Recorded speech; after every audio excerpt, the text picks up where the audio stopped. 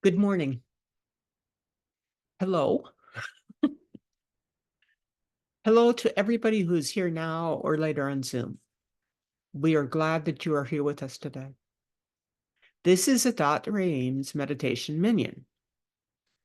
My name is Shoshana, as most of you know. I am definitely not the rabbi. I'm simply a person with a lot of questions.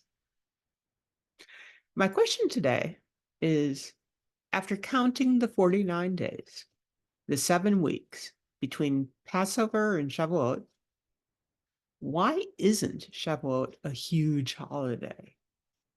I think a huge holiday would be really nice and appropriate. Tonight is Erev Shavuot, and I have been really excited about that for a while now. The idea of staying up all night to study. I love studying in company. I love that more, with all kinds of people to agree or argue with, and to help clarify what needs clarification. And be awake early tomorrow morning, exhausted and trembling a minute. A minute fraction of what the people in Israel must have endured after escaping slavery, crossing the desert on spare food and water, and finally reaching Sinai. Now to meet God and receive the Torah and make a covenant, the beginning of Judaism. To meet God, that alone would be too much. We stay up all night, and I'm not fond of that, to offer a correction for Moses's group, who apparently overslept on the morning of Shavuot. This seems an honorable thing to stay up and keep the covenant alive in our lives as it was in the lives of those at Sinai. It says that the Torah was given to all for all time, and that includes us now. There are all kinds of arguments about Shavuot and the giving of the Torah, when it is given and how and to whom. Shavuot begins as a harvest holiday, one of the three. And somehow, after the second temple comes down, Shavuot is linked to the giving and receiving of the Torah. If the Torah is given as a whole, way back in the same year as the slaves were freed from Egypt, why do the people in the Torah do the things that they do, even if the results of their actions, usually death, are revealed to them at Sinai? And are the people with Moses prepared to make the individual decisions that he is requesting of them within a year of being released from a lifetime of slavery? Maybe their recovery period was quicker back then.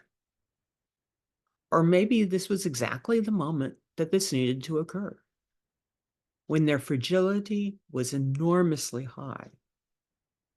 And it was the very beginning of a new life in which they could choose to make their own decisions. Lots of questions. All of that aside, what I'm thinking about mostly is the covenant, the gift and promise that God makes to us and that we make back to him.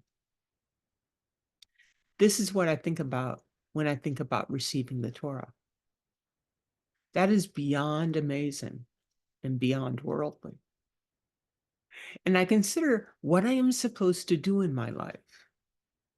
What are the things that are most important, even essential to me? What is shown in the Torah? How am I to act instead of react? Even when I am exhausted and trembling in fear, or maybe especially when I am exhausted and trembling in fear. I am working on this a lot these days in my own life. Don't I look exhausted? And I will be working on it again tonight. Each of us is in an individual life. Each of us has our own decisions to make. And often we don't agree. And that's okay. That's because each person is different. One of the things that I admire most about Judaism is how we can be different and be together at the same time. I admire that this is correct and even encouraged. Let us begin meditation. Your mantras today are, there's a choice of 3. What is my next action? Or, thank you for the Torah and the covenant. Or, thank you for my neighbor who argues with me. Please take a moment to notice the parts of your body that are holding stress. Your neck and shoulders, where it is for me, your back, your arms and legs, your stomach, your hands and feet. Once you've found the part or parts that are holding stress, take them and now clench and hold that clench. And now release the clench and let go of those parts and let them relax. Let us take 3 slow breaths together. In, 1, 2, 3, 4. Hold, 1, 2, 3, 4. And out, 1, 2, 3, 4, 5, 6. And again, in, 1, 2, 3, 4. And hold, 1, 2, 3, 4. And out, 1, 2, 3, 4, 5, 6. And the third is on your own. What is my next action? Thank you for the Torah and the covenant. Thank you for my neighbor who argues with me.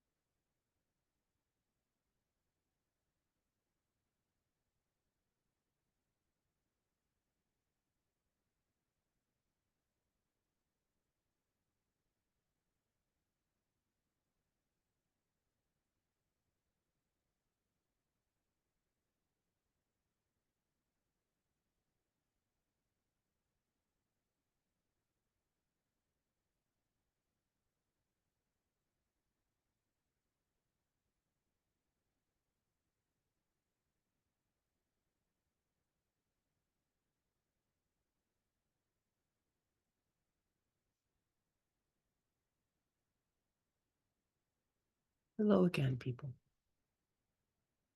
As you are able and as you want to um, open your eyes and return to the room, tonight is Erev Shavuot, and we study. And then tomorrow we receive the Torah, and we make a covenant. And then we take our next act.